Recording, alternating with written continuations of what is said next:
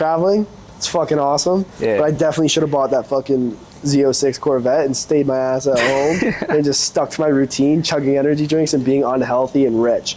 Now it's like, bro, bro, I gotta wake up every morning, drive my bike, risk my life to get to the gym and have a smoothie bowl. I miss Chick-fil-A. I miss 1 a.m. gym sessions with my boys who work 9 to 5s. Yes, sir. But I'm not gonna lie, dude. Like, I'm a homebody, so Miami, not it for me. Nah. Bali's not bad, but I miss my home. Yeah. I miss just waking up and the routine of everything, and just like having your family, your close friends, you know, being able to just drive around. Everything's normal, you know. But like out here, you gotta worry about fucking Bali belly and just fucking crashing a motorcycle, you know, like it's different, but Bali. hey, it's Bali belly, man. Talk about it, bro. Caught. We both got caught. We both, but hey, we survived it. Fuck, you survived it. I'm still fighting that shit. Did that? Oh, dude, yeah. I thought you were good today. I ain't gonna lie. I was until I got in the shower. Oh yeah? You started feeling it again? Fuck. That shower drain is wide. Shit. It's damn. Bro, no, I'm kidding. I threw up in the shower. Did you actually? Yeah, bro. Oh fuck. My stomach is cooked. Damn. But what's one thing that you've learned about about yourself while traveling? Honestly, just like, for reference, tell people like what you've been doing like the last little bit. Okay, so basically, I've been out here for pretty much like what, 2 weeks? 2 weeks now, I think. I pretty much, first week I was out here, I was just like networking, going to run clubs, just trying to just meet a bunch of people, experiencing, you know, like just trying to experience everything I can just to take advantage of the moment, right? And then I think it was like first week I pretty much actually got Bali belly like the first week. So like this is my first day being back, but besides the fact that I was sick, majority of the time I was just creating content, networking, hitting the gym, you know, eating healthy. But now that we're back, we're just gonna get back on track to pretty much getting back on routine, you know, trying to get back. That's the main thing, just trying to get into routine while you travel, I feel like is the most important thing. You know, like that's where the money's at. You know, like if you don't have a routine, you're not gonna be able to make money, right? What was the thing you wrote down? Money comes from routine. Money comes from routine. I wrote. We pretty much. Neither of us can sit up because it's like just a mob battle, bro. It's a mob battle. Look at the lighting though. Shit. Bro, I know. That's lighting great. Huh? These can't. This guy's sus. Anyways, where were we?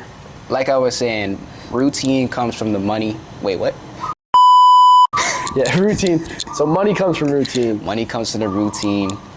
You know what I'm saying? So what you from the morning, if everything is aligning with your goals, with your purpose, that's the most important thing. And with traveling, I learned that like it's hard to really get into that groove of the routine. I feel like it really takes like really a month. I feel like it takes like a month to like 2 months to really get into that routine, because you have to get used to like the new environment and just like the things that you got to get used to. New distractions. Yeah, new distractions, you know. But yeah, 2 months is crazy. You really think a month to 2 months? I think so, yeah. Damn. Yeah. That's why I'm so cooked right now, dude. Yeah. So out of balance. Like I'm waking up at like 5 a.m. to take.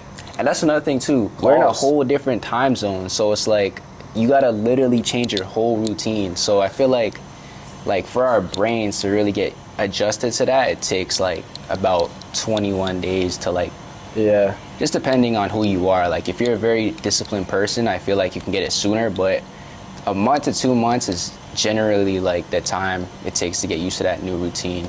But yeah, that's what I learned traveling and shit. It was hard, bro. Like I'm still not in a routine, but like the first week, bro, like the first 5 days, I was, bro, remind me not to say bro. I'm trying to work on that. Okay. Also for you guys, I'm trying to work heavily on not cussing anymore. I read this, or I actually saw this video the other day from Girls Gone Bible, where they were talking to George Janko. And they were just speaking on, okay, when, I think it was Peter, when Peter renounced Jesus and was trying to get rid of Jesus, he was saying, Jesus, I don't believe, Jesus, I don't believe. And then when he cursed at Jesus, right, and he swore at Jesus, that was the one that mattered. So cursing is like a separation from God. Cursing is like separating yourself from Jesus. And it's something that I really want to work on. I like how I'm saying that in all white, like I'm like some sort of like, like I'm some sort of, I was gonna say Messiah, but that's I know what you're trying to like say. prophet. Yeah. That's A messenger or something, you know? Yeah. You're looking like a messenger right now. But there's a gecko just ran into my room. Ah, shit. Yo, Loki, you should close your, Get out of there. That's another. Get out of there. All right. What's something you have found yourself struggling with within like just your personal life, like genuinely, like That's a good question, actually. because like for you, Yeah. you're trading, you're doing the online fitness coaching. Yeah. What's like an issue that you've genuinely genuinely like this? For my channel, like they know, like raw talks mean raw. Yeah. I'm not here to sell anybody, even though if you want to be an online fitness coach, click the link in the bottom in the description. If you want to make your first $10,000 as an online fitness coach, click that link. I'll get on a call with you and teach you how to do it. But I'm not trying to sell you on anything. But I'm very transparent on my raw talks where I just I'll talk about everything, bro. Like I'll talk about how I struggle with keeping a relationship with like my mom and God and just like how far away I feel from like my potential and who I am and everything. So that's super vulnerability. Okay. What is something in your life that you obviously feel comfortable with that you are struggling with when it comes to being a better man? I feel like the biggest thing I really want to focus on this year would really be trying to put God in everything I do, whether it may be like my fitness business, trading.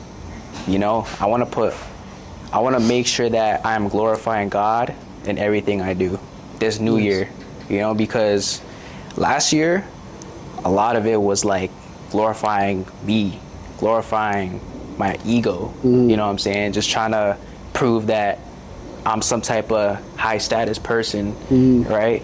But that it didn't really take me anywhere. It didn't take me far, you know, and it's not really fulfilling. Like I noticed that when I make more like purpose-driven content where like I'm giving a deliberate message that's intentively made to like help others, like I generally, like every time I post a video like that, it feels good. And then like that's actually where I get the most interactions with my videos, when I actually put some meaning behind it. So with this year, I really want to, you know, make sure that everything I do glorifies him, you know, whether it may be like anything I do, you know, like, and just like make that my main focus, you know, because I feel like the ego is just like, it's so hard to, because it's so like subconscious, like you don't realize, you don't even notice that your ego's taking over. Exactly, right? Can I give you one small tweak? Yeah, what's up? This is just something that's helped me a lot, and it could help you guys as well. You said this year one thing that you're trying to work on is putting God first in everything you do. Yeah. Glorifying God in everything you do. But you keep saying this year. My bad. A mindset that's gonna genuinely help you is starting today, or being like starting today. A goal of mine is for the rest of the year, right, or for the rest of my life. Yeah. Right. Just saying this year gives you so much time to start. That's right. Facts. It gives you so much failure time because it's like, well, this year I'm gonna figure it out. Yeah. Right now. So if you're like, right now I'm gonna start glorifying God with everything I do. Yeah. Right. It gives you no time to mess up. And it's like right now. Exactly. I like that. Right. I appreciate that, bro. Yeah. Take that home because that's something that's helped me a lot as well. Yeah. Like I was always like, okay, eventually me and like, let's just say you're going through relationship problems, right? It's like, eventually we're going to figure it out. Eventually we're going to figure it out. Eventually we're going to figure it out. Oh, well, I want to figure it out this time. This time I want to figure it out.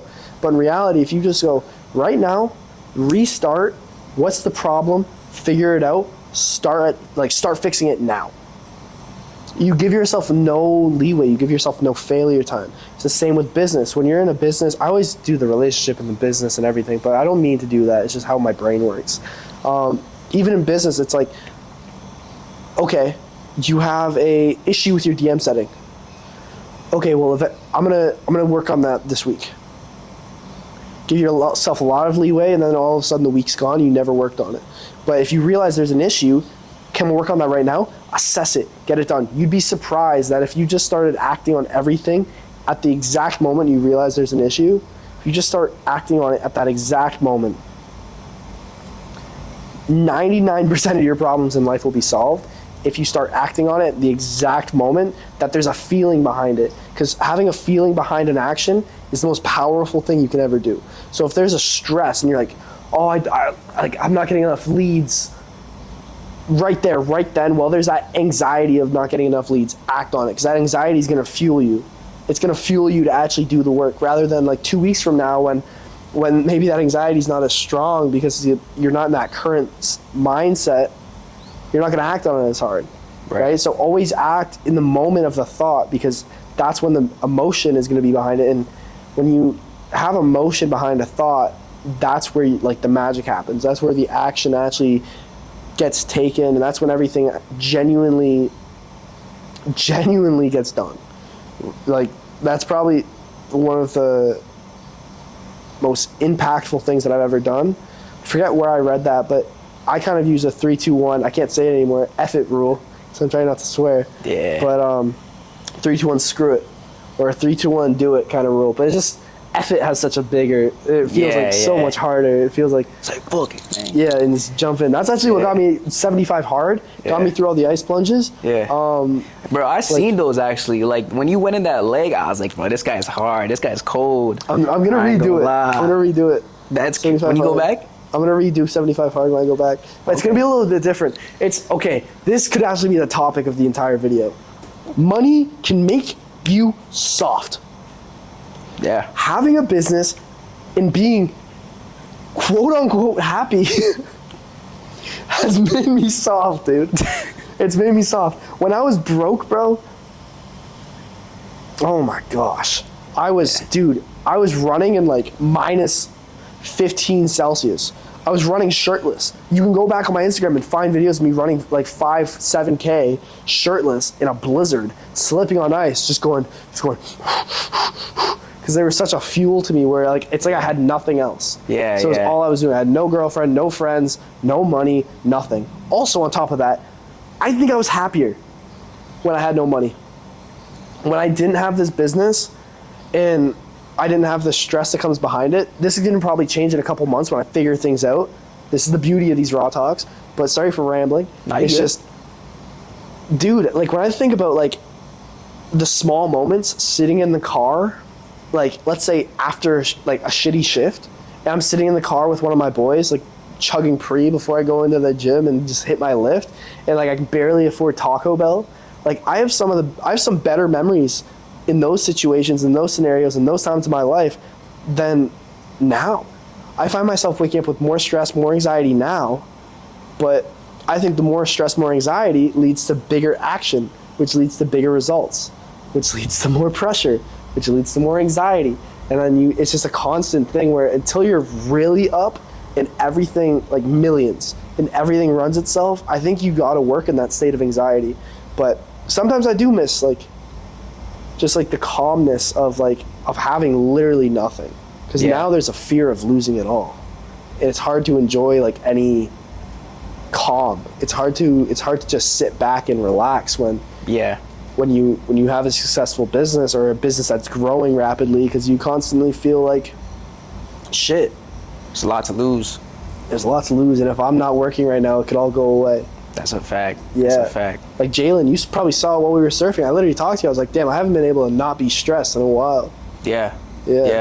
He actually said that, like, he hasn't been able to really, like, just, you know, be in the present moment and just, like, enjoy a surf. You know what I mean? And when you're in that state of mind, I feel like sometimes, like, you do need to step back to be present, you know, because in that present, you can really just, like, enjoy the hustle.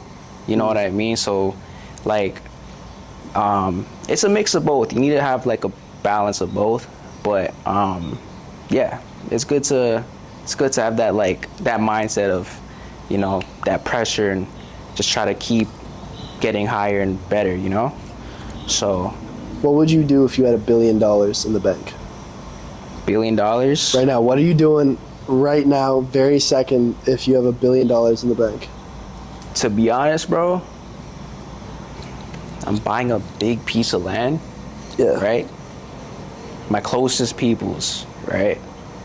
I'm just gonna, boom, crib over there, crib over there, crib over there. Like Sims, bro. Yeah. Like just popping the shit. Oh, what's that one Drake bar? My realtor playing Monopoly. Shit, I don't know the song, but we'll put it there, man. We'll show them.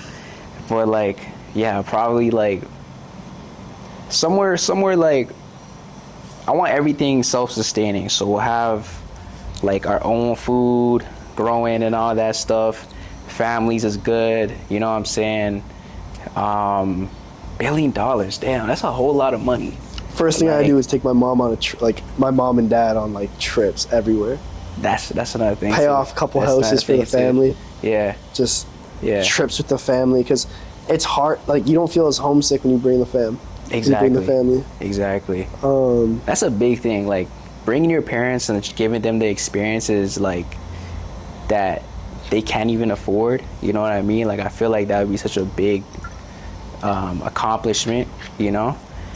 But to continue what I was saying, pretty much, you know, have a big piece of land, right, with your boys.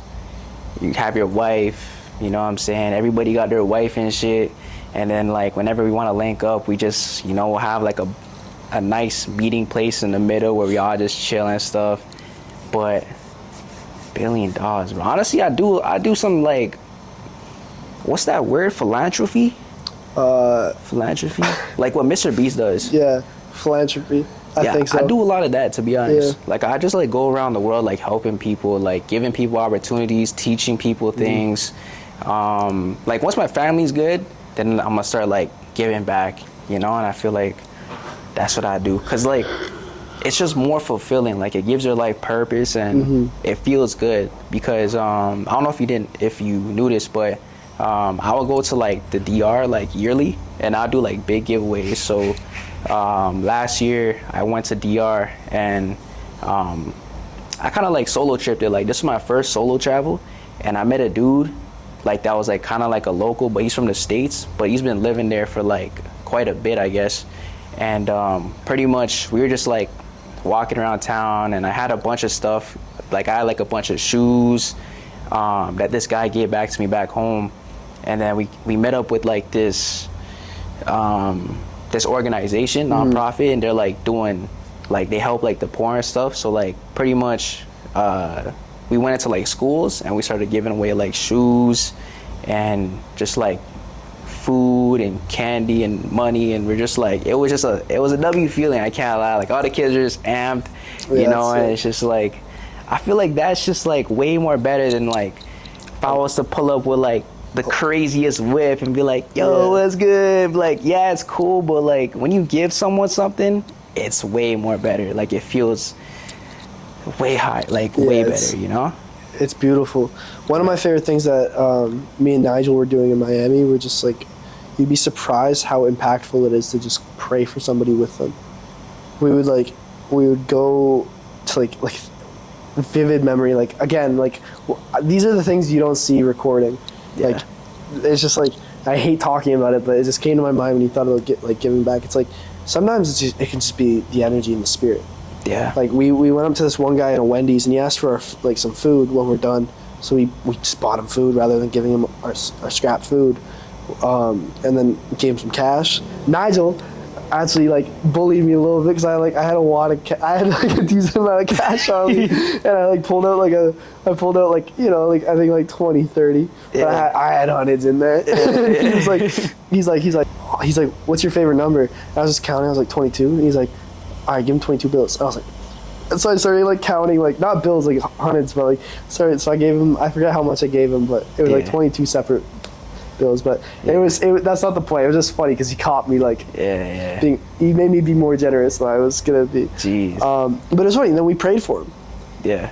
He didn't care about the money. He didn't care about the food. What he cared about and made him tear up and like genuinely like was we gave him a hug. We gave this like guy who was just like Wendy's. Obviously, like he was a homeless man, right? He's not the held his hand, fucking gave him a hug, and prayed for him, got his name, cried up with us, bro. It was beautiful. Did that a few times, and then Bryce Crawford, really like, do you know him? That's the guy you telling me about? No, that's Bryson Bowman. Shout out Bryson Bowman, we love you. But he's my favorite dude ever. Bryson Bowman's awesome. Please comment on this video. No, Bryson Crawford. He's that blonde kid. He has like a Jesus podcast and he just talks about God. George Janko and stuff. I'll actually show you him. Yeah, I think it's important for you to kind of like see who I'm talking about right now. He's a Christian guy, right? Yeah. Bryson. You definitely. Yeah, I've seen him. Yeah, you've seen him. Bro, he just goes up to people and prays for them. And like that means more than anything. I want to have so much money one day. I can take care of those I love. Bali belly. I can just take care of those I love and just be free. Like genuinely free. The Lambos don't matter. The vets don't matter. The houses don't matter. Obviously I want a roof over my head, God bless you. I want the luxuries of what comes with the hard work, but it doesn't matter if you're not a good person, you're genuinely not here to help people. One of the things I talk about all the time on my Raw Talks is if you don't have a purpose and you're just money driven, you're not going to get anywhere. You're going to spin your wheels. Again, put God in the forefront of everything you're going to be doing, because if your vision doesn't line up with an ultimate goal, not just money, it's going to be real easy to quit. It's going to be real easy to quit when times get tough. That's facts. When times get tough and all that's on your mind is money, it sucks, dude. But when you're in the trenches and you really understand, I hate that word trenches, but when you're going through hell, like genuinely, like business it's hard, dude. Like, bro, like sleepless, like you can have one of your best days and then go a week without making money, and then you have like sleepless nights. Yeah. Like it's, when you're starting off, it's fucking hard. I swear. It's very hard to stay going. What kept me going was my purpose wasn't to make money. It was to take care of my loved ones. So instead of thinking about money when I was struggling, I was thinking about, okay, I got to do this for my mom. Got to do this for my dad. Literally got to do this for my niece. Yeah. Right? Like things that kept me going were, I can't have an impact. I can't help people if I'm not making money. Yeah. Because even though it's just such a small thing, it's a little piece of paper. It does control your time. It controls your freedom, and think about it like that dog never shuts the fuck up. Damn. I didn't mean to swear. That dog was getting on my nerves. But dude, I don't know. It's just you need to have a purpose rather than money, because money is not important. Freedom's important. Taking care of people is important, and in our day and age, money is the platform that fuels those things. Yeah, that's true. That's true. Like, what's something that you struggle with, like, genuinely? Like, what's something that's been hard for you? Like, business, family, relationship, women, lust, greed. Like, what's something that's been hard for you? And how do you plan on fixing it? If you don't have anything, bro, I wouldn't say I'm perfect. Like, I definitely have some struggles. But I'm pretty I definitely have some struggles. Like, I feel like I feel like lust to a certain extent, you know, like men, we all have lust whenever we've seen a pretty girl or, you know, a body gal, you know, like damn. But like sometimes like I'm like, hold on, wait, she's just a regular woman, you know, like I can't be sexualizing that. Like that's definitely one thing that I'm trying to like. That's my worst one. You know what I'm saying? Like try to non-sexualized woman. I feel like that's a big thing, you know. Corn, you gotta say corn online. Yeah, corn. But it ruins young men. Facts. It ruined me for years. Facts. Dude, it genuinely, it cooked me. I got introduced to it when I was a really young kid, and it was years. I think it's been like probably like 2 years without it now, Yeah. And dude, it ruined relationships. It ruined how I visualize women. It ruined my confidence. It ruined so many things. Facts. And it wasn't until I genuinely had to pray about it, and I went to God multiple times that I was able to beat it. Yeah. If you want a separate video about that, let us know, because I can go deep into how God saved my life. But yeah, and how you beat lust. That would be actually a really good video. still not beating lust, dude. Or just like overcome How you can try. corn, for example. Corn addiction. How you overcame your corn addiction. That would be a pretty... Dude, that'd be a banger video. I think the biggest problem is I've been too scared to... Like, I've been wanting to make a video like that, Yeah. but it's like But you know how much people you'd help, though? so many. Like, a lot of, like, yeah. young kids that are watching, like, YouTube, like... And they want to stop. They want to stop. They want to stop. That's the thing. You want to stop, and then all of a sudden, it's like fucking 12 o'clock at night. Yeah, you're laying you're in lonely. bed. You're scrolling on your phone, and then all of a sudden, one fucking thirst trap hits your page. Then all of a sudden, you go to the Get a hard next on and thirst just, trap, like... and then you go to Google, put the incognito mode on, Yup. start typing those letters, Yeah. and you start searching like a motherfucker to try and find someone who looks like the thirst trap. And then all of a sudden, Boom. you're down the rabbit hole. You're caught. Bro, one thing that helped me, you want to be specific, you want to be real quick, you want to be real honest. One thing that messed me up for a long time, Yeah. picture the devil laughing at Jesus Christ at the foot of your bed. Yeah, it's kind of scary. I ain't gonna lie. Like genuinely being like one thing, like I have to go like visualize with this kind of stuff if I really want to make a difference with my life with God. Yeah. Is I was picturing like Jesus being like the whole time while I'm like getting tempted, just he won't, Yeah. he's my son, he won't. Yeah. And then the devil's laughing at him when I fail. Damn.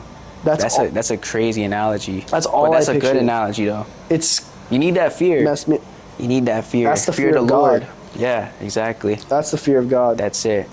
Honestly, for me, when I stopped, like, it was a long time ago. Like, it was like, so I had my girl. I was actually in a relationship for like 3 years, and we just broke. Well, yeah, 3 years. We just broke up like last year. Damn. Speaking of relationships, bro, do you want to get into that? Yeah, let's get into it. Shit. So basically, she might actually see this, but hey. Anyways, Good terms or no? honestly, it was pretty bad terms. Like, we just like kind of like separated, and then we just like bro, yeah, it's pretty bad terms. But anyways, so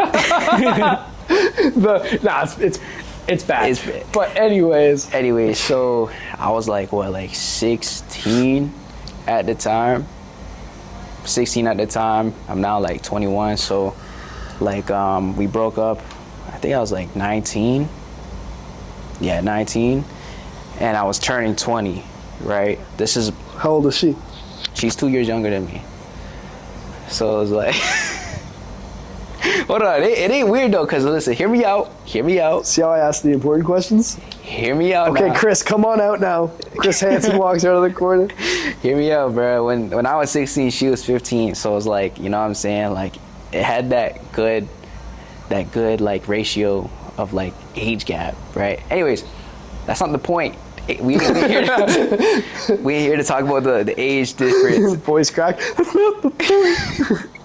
So that was actually like my first love type shit, and that's when I was like overcoming my like porn addiction. And before I met her, actually, like I was like 3 months not beating my meat. Like I was like my intention, the reason why I really did it, like I really stopped, was because like I was like, bro, I'm not gonna find a wife. Like I'm not gonna find, bro, this is crazy. I'm trying to find a wife at 16. But anyways, like my intention was, bro, I'm not gonna find a real girl until I overcome this addiction, right? So every time like I had that urge, I was like, bro, like, do you really wanna really get this nut off over your phone? Like, you've done this hundreds of times. It's gonna be the same feeling over and over and over. You're just gonna feel the feeling of regret and shame and guilt right after, right? Or do you want like a real girl where you have a real relationship, right? So I was like, bro, I'm not gonna do it. Let me just wait, right? So I waited. I finally get the girl, and then we have a good ass relationship, like full on, like, bro, I'm talking. Like the stars were aligning type shit. Like we was just, everything was in common, you know, and yeah, everything was good, we had the same diet. I was vegan back then, if you didn't know. I was like vegan, vegetarian and shit. And so like we were both on the same diet. You said that? Yeah, like these guys like fuck that shit. I don't know what he's talking about. But yeah, we was on the same diet and shit. Like, bro, that was like my fucking rock, you know? And then like, you know, as you grow, you know, like when you find young love, you know, like shit is very impulsive. And as you get older and you mature, like you kind of grow at different rates, I feel like. And as you're growing, we're just going different directions. And another thing too is I wasn't really close with God at the moment too, and I feel like that's one of the reasons why we actually broke up, because as I was kind of like going more towards the church, she wasn't really like into as much as I was. And you know what it says in the Bible? It says you got to be equally yoked, you know? And I'm on that boat with you, brother. Yeah, I feel that. And so it's like when you're getting closer to God and she's not, it's like there's like God is like, you know what I'm saying? Like, yeah, there's like a wall, and it's just like once you realize it and you start getting the signs, you cannot deny it, right? You cannot deny it. And I feel like the more you try to like stay with that person, it's gonna just like slow your growth down. It's gonna delay your process to getting a better relationship with God and just getting like closer to where you're supposed to be and into your purpose, right? And so I pulled the trigger. I like the main intention was pretty much like I really just want to get closer with God, you know, and like I still love you, but like, you know, we can get together at another point in time, but like let's just kind of focus on ourselves, focus on our relationships with God first, and then we can get together, right?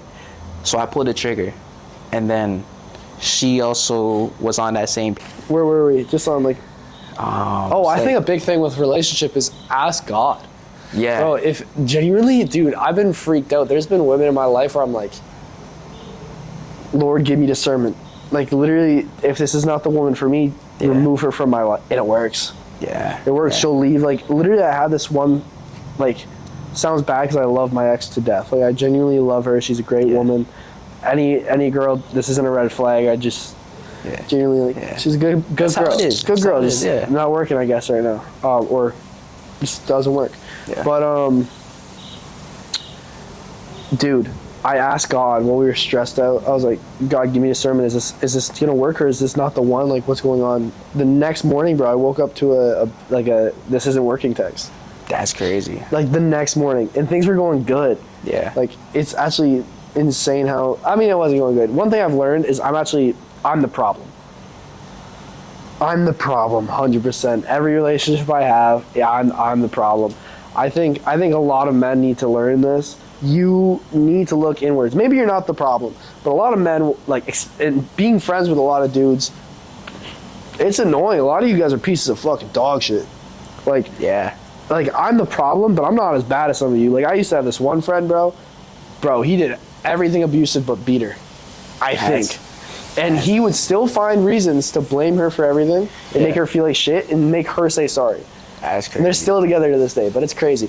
But what I've realized is... Hey, some girls like that toxic shit. I know. Like, they're willing to stay in that. It's crazy. Yeah. He's broke. He's broke, fat. And he's fat. Oh, shit. I don't know. That's the worst combo, It's man. the worst combo. I don't get it. Yeah. But yeah, looking at yourself as the problem will save you for so many things. If you're broke, figure out what the problem is. It's probably you. If your relationship's not working, figure out what the problem is. It's probably you. It's the best thing I've ever learned in my 21 years is, for me, it's like, dude, I've been a piece of shit. I've been always looking for the next thing, even while I'm in good relationships. I'm always looking for something better. I always feel like I deserve something better, even though it's good. It's so bad, but I literally I'll be with a beautiful woman and be like, yeah, but I could be with a prettier woman. Even if it's a happy relationship. Yeah. It's something that I struggle with. I don't know. And it's the same thing with everything. It's a fueler for business, but it's also a killer of my joy recently. It's been, when it's always the grass is greener somewhere else with women, it ruins my relationships. But with business, it's helped me. Yeah. Because it's like, okay, if I just do this, I'll kill it, I'll be happy, and then I'm never happy. Yeah. I'm never happy, which keeps me going. But dude, it's It's draining. A lot of people say they want to own a business and they want to be entrepreneurs, but some of you might not be cut for it, to be honest. Like, I want to be all happy and be like, you all have it in you, but no, some of you are fucking cowards. Some of you are lazy.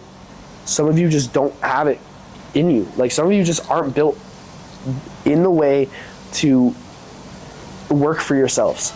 It's sad to say, but you got to look inwards and figure out, is that you? It's the harsh truth.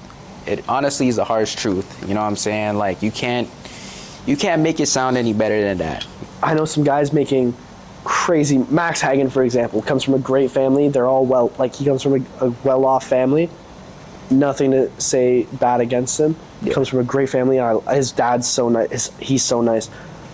But he's one of the hardest workers I've ever met in my entire life. Max Hagen is a dog, and he works his ass off, and he comes from a good financial past, right? Yeah. But then I also know some guys in my personal life who come from dog shit past, who come from nothing, and they use that as an excuse to stay lazy, right? But I think your past has nothing to do with it. Yeah. My family's been at points where we're buying a new car every week, and then we've been at points where we fucking can't put food on the sorry for swearing, but can't put food on the table. Yeah. Right? So like that's the thing, like I've been on every spectrum of wealth as a kid. Like, I was never rich, but I was always like at the point where like we had new cars or we couldn't afford gas. Afford one, yeah. Like, so it's like, and I know people who come from rich families and they're lazy. I know people who come from rich families and they're the hardest working people I know. One of the guys in this house, not Nigel, comes from a well-off family. One of the hardest workers I know. Yeah. But then, you know, Nigel, he comes from a hard past. He didn't have the financial upbringing. Yeah. Works his ass off. Yeah. I didn't have the financial upbringing. Worked my ass off. So it's just, I think it's genuinely like some people are just narcissistic and all they can do is tell themselves that they're good enough, and that they're fine. Yeah. And I think people are just fucking pity parties.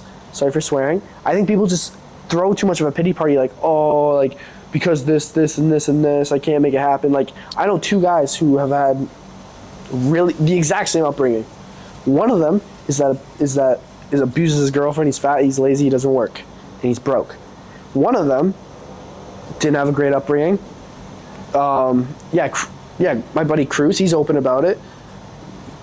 Hardest worker I've ever, like one of the hardest workers I've met in my life. Has a successful coaching business. Just bought a new M3. Good job. Proud of him. You know what I mean?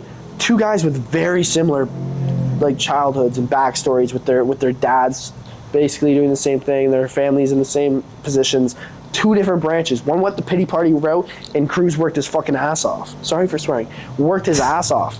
Yeah. Right? So I don't think the background has anything to do with it. I think it's all a mental thing. I think some people are just, I'm gonna swear, I think some people are just pussies.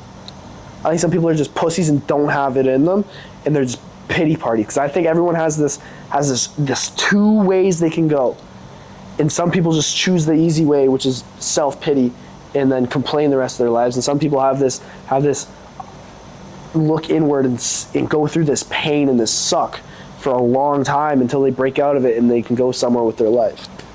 No, I respect that. That's a fact. Yeah. Let's wrap it up. Do you want to say anything before we end it?